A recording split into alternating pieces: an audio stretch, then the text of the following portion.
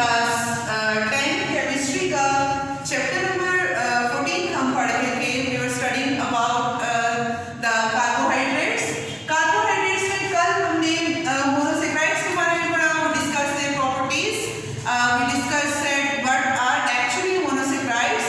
आज हम पढ़ने जा रहे हैं ओलिगोसेक्राइड्स के बारे में कि ओलिगोसेक्राइड्स क्या है। मोनो का जैसे मैंने आपको कल बताया था, mono means one, saccharide mean sugar. तो ऐसे शुगर जिनमें, ऐसे कार्बोहाइड्रेट जिनमें एक शुगर पाई जा रही है, they are monosaccharides. Oligo means few, saccharide it's derived from the word secron, that means sugar. Oligosaccharides mean कि जब फ्यू मोनोसेक्राइड्स हैं, कुछ monosaccharides in the form of 2 monosaccharides, 3 monosaccharides या 4 मोनोसेक्राइड्स हैं, जब वो ज्वाइन करते हैं, जब वो एक दूसरे के साथ मिलते हैं थ्रू ग्लाइकोसिडिक लिंकेज, तो तब वो बनाते हैं ओलिगोसेक्राइड्स। मीन हम ये कह सकते हैं इन सिंपल वर्ड्स, अगर हम ओलिगोसेक्राइड्स को डिफाइन करना चाहें तो we can define it as the combination of 2, 3, 4 or up to 9 units of monosaccharide is known as oligosaccharide। जैसे कि इसकी जो डेफिनेशन है, डेफिनेशन में आपको इसकी एक एग्जांपल से समझा देती हूँ। एक एग्जांपल देंगे कि how can you define this definition. First of all we have to check out the example of oligosaccharide. जैसे कि हमारे पास एक ओलिगोसेक्राइड है सक्रोज, जो शुगर गन्ने में पाई जाती है, C12, H22, O11। ये सक्रोज शुगर है। शुगर केन में, शुगर बीट में ये शुगर पाई जाती है। जब ये sucrose in the presence of water hydrolyse होती है, ब्रेक डाउन होती है in the presence of water, जब ये सक्रोज ब्रेक करती है, डाइल्यूट HCl भी प्रेजेंट होगा एट सम टेम्परेचर, वो तो इसकी रिक्वायरमेंट है, that is the reaction condition. That is not actually the reactant, the reactant is water जिसकी प्रेजेंस में ये ब्रेक डाउन हो रही है, एट सम टेम्परेचर ये रिएक्शन होगा। ओके, जब ये सक्रोज ब्रेक डाउन होगी, सक्रोज डाइसेक्राइड है, जब ये ब्रेक होगी तो हमें क्या मिलेगा? साथ में मिलेंगे C6H12 O6 glucose plus C6H12 O6 fructose. As we have studied it in the yesterday lecture, that glucose and fructose, they have actually the same molecular formula, but their structural formula is different, quite different. Glucose is an aldehydic sugar, fructose is a keto sugar.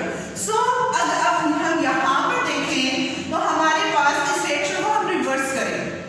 जब reaction को reverse करेंगे तो क्या हम देखेंगे कि एक monosaccharide है ग्लूकोज, दूसरी मोनोसेक्राइड है फ्रक्टोज। ये दोनों मोनोसेक्राइड्स मिले हैं, और जब ये दोनों मोनोसेक्राइड्स मिले हैं तो हमारे पास एक डाइसेक्राइड बन गई है, जिसको हम कह रहे हैं सक्रोज। डाई मीन 2, जब दो सेक्राइड्स मिले, जब दो मोनोसेक्राइड्स मिले तो हमारे पास एक डाइसेक्राइड बन गई है सक्रोज। साथ में हमारे पास वाटर हाइड्रोलाइज हुआ है। अब हम काउंट कर लेते हैं, कार्बन काउंट कर लेते हैं। यहाँ पे कितने कार्बन हैं? 12। यहाँ पे कितने हैं? 6 + 6 12 कार्बन पूरे हो गए। यहाँ पे कितने हाइड्रोजन हैं? We have here 22 hydrogen atoms. अब यहाँ पे 22 + 2 24। अब यहाँ पे भी हम देखें 12 + 12 24। यहाँ पे हम ऑक्सीजन देखें 11 + 1 12। यहाँ पे ऑक्सीजन देखें 6 + 6 12। तो इसका मतलब हमारे पास ये पूरे हो गए हैं। तो यही होता है कि जब भी दो मोनोसेक्राइड्स मिलती हैं तो ये रिएक्शन बेसिकली हम इसको कह सकते हैं it is like a sort of condensation reaction.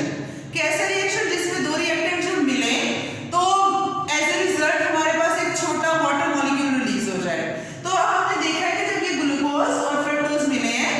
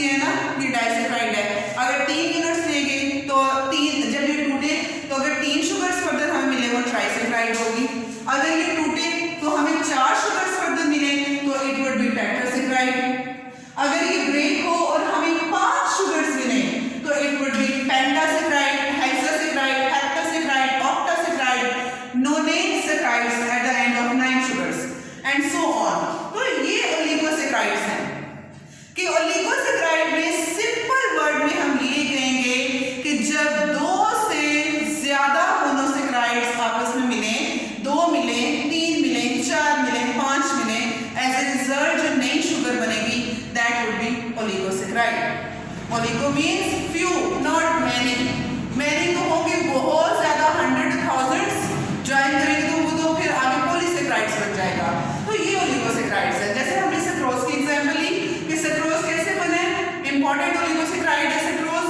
ये डाइसेक्राइड है क्योंकि इसमें दो मोनोसेक्राइड्स हैं। तो ग्लूकोज और फ्रक्टोज को मिलाया तो हमारे पास सेक्रोज बन गया।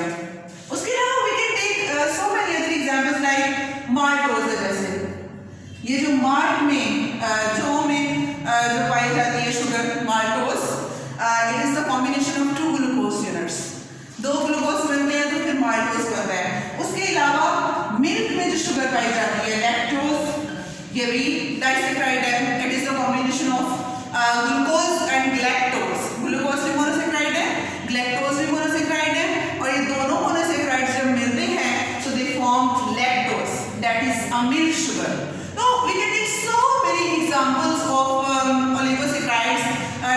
ये तीनों मैंने जो आपको बताई ये तीनों डाइसेक्राइड्स है, क्योंकि इन तीनों में हम देख रहे हैं तो 2-2 शुगर्स मिल रही हैं। तो ओलिगोसेक्राइड्स के अगर हम नेक्स्ट इनकी कैरेक्टरिस्टिक्स देखें कि ओलिगोसेक्राइड की क्या कैरेक्टरिस्टिक्स हैं, तो हम इसको मैंने आपको बार-बार उसी कल भी बताया था कि whenever you are studying the characteristics of a particular topic, कोई भी शुगर है, कोई भी कार्बोहाइड्रेट है, कोई प्रोटीन है, फैट है, कोई भी चीज़ है, उसके आप कैरेक्टरिस्टिक्स पढ़ें तो आप उसकी फिजिकल अपीयरेंस भी बता सकते हैं। लाइक हम देखें तो जो सेक्रोज है, जो गन्ने में शुगर पाई जाती है, या जो जौ में पाई जा रही है, या जो दूध में पाई जा रही है, मिल्क में, ये स्वीट इन टेस्ट है। तो इसकी पहली कैरेक्टरिस्टिक क्या होगी? स्वीट इन टेस्ट, कि स्वीट टेस्ट है। उसके बाद दूसरी कैरेक्टरिस्टिक कि ये क्रिस्टलाइन सॉलिड्स हैं, वाइट क्रिस्टलाइन सॉलिड है। अगर हम गन्ने की जो शुगर है उसमें जो पाई जा रही है, हम उसको क्रिस्टल फॉर्म में चेंज करें तो it would be white crystalline solid. तो ये वाइट क्रिस्टलाइन सॉलिड्स हैं। उसके बाद वाटर में सॉल्युबल हो जाते हैं, सॉल्युबल इन वाटर। क्यों सॉल्युबल हो जाते हैं? इस वजह से क्योंकि इनमें हमारे पास they not like so many monosaccharides are joining together. बस कुछ मोनोसेक्राइड्स हैं जो मिल रही हैं, जिसकी वजह से ये इजीली वाटर में सॉल्युबलाइज हो जाते हैं। तो उसके बाद आखिरी प्रॉपर्टी जो कि एक इंपॉर्टेंट प्रॉपर्टी है, दे मे बी रिड्यूसिंग और नॉन रिड्यूसिंग। ये रिड्यूसिंग हो भी सकते हैं और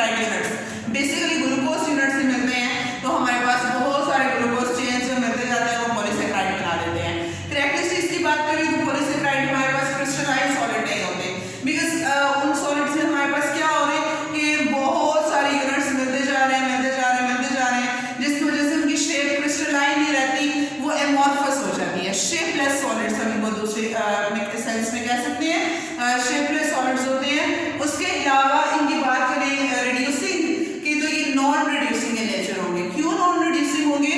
बिकॉज इनमें बहुत सारे यूनिट्स मिल रहे हैं, तो फिर ये पॉलीसेकेराइड बन रहे हैं, जिसकी वजह से इनमें कोई फ्री एल्डिहाइड या कीटो ग्रुप हमें नहीं मिलेगा, तो वो फिर रिड्यूस नहीं कर सकेंगे अगले को, तो जिसकी वजह से हम कह सकते हैं कि they are non reducing in nature. That was all about the classification of carbohydrates. पर कल हमने मोनोसेकेराइड्स के बारे में पढ़ा। Today we have studied about oligosaccharides and polysaccharides.